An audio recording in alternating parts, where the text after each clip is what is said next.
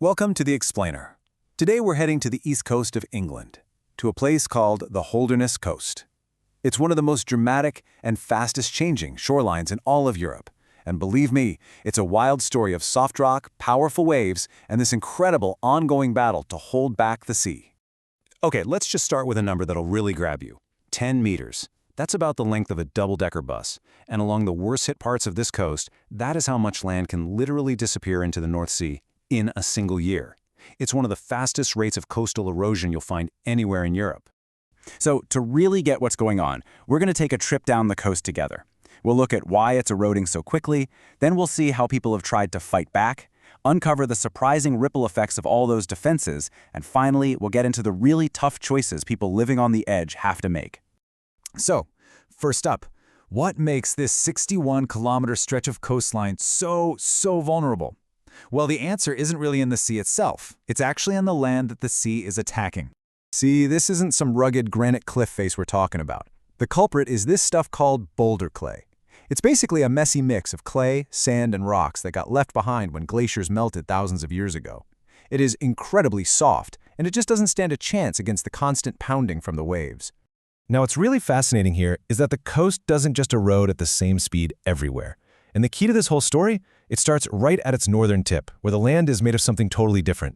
And here you can see that contrast perfectly. To the north, you've got Flamborough Head. It's made of hard, tough chalk. It barely moves, eroding just centimeters a year, and it creates all those beautiful sea stacks and arches.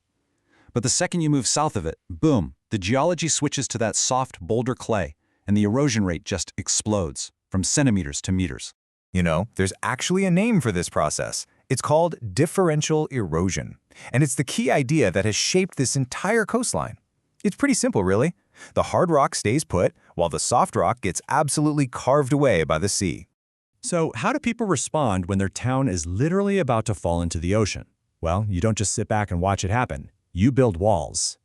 And that is exactly what happened in the big towns like Brillington and Hornsey. I mean, with tourism and thousands of people's homes at stake, they've poured millions into these hard engineering solutions. Things like massive seawalls and these wooden groins you see here. And the thing is, for them, in those specific spots, it has absolutely worked.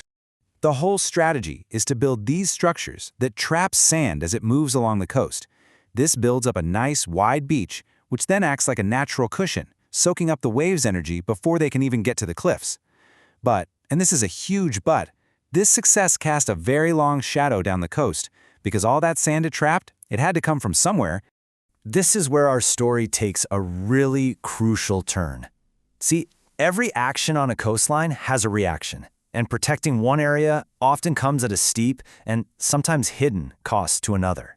So let's head down to Mapleton, a tiny village just south of those heavily defended towns. By 1990, the situation there was getting dire. The main road connecting the whole area, not to mention about 30 homes, was just 50 meters away from tumbling into the sea. Doing nothing was just not an option. So in 1991, they brought in a £2 million fix. They built two enormous rock groins out into the sea to trap that precious sediment and piled rocks at the base of the cliff to break the waves. And you know what? It worked perfectly for Mapleton. But in saving themselves, they created a whole new problem just down the beach. Yeah, this problem has a very fitting name: terminal groin syndrome.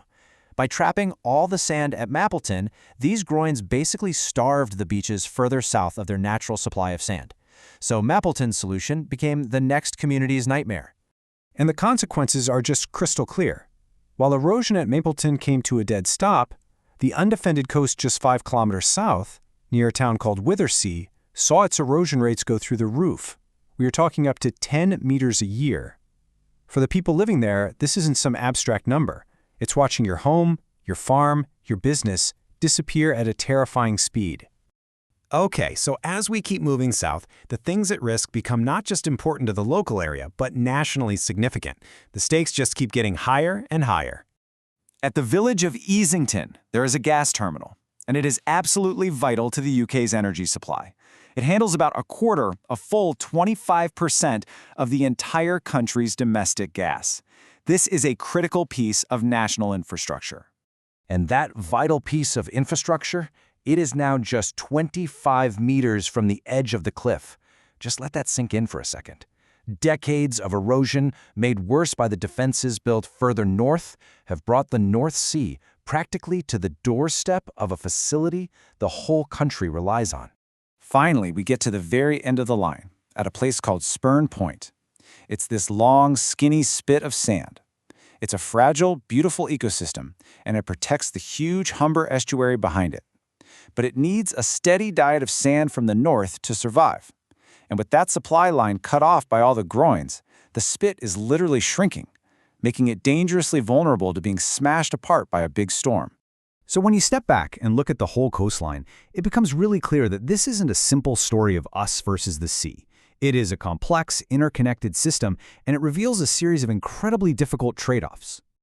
This table really sums up our entire journey perfectly, doesn't it? Protecting the towns in the north starved the Central Coast. Protecting Mapleton made the erosion at Withersea worse. And this entire chain reaction has left a vital gas terminal and a precious nature reserve at the end of the line dangerously exposed. And the takeaway here is the immense real-world cost. We're talking about families losing their homes, generations of farming heritage just washed away, and millions upon millions of pounds spent on defenses that don't actually solve the problem, they just push it on to their neighbors. This isn't just about geology, it's a story of profound loss and incredibly tough choices with no easy answers. And that leaves us with this massive fundamental question. As sea levels keep rising and storms get worse, do we just keep spending billions to try and hold a fixed line in the sand? Or do we need a totally new approach? One of managed retreat, of adaptation, of learning to live with a coastline that, frankly, refuses to stand still. It's a question that communities, not just on the Holderness Coast, but all around the world are going to have to face.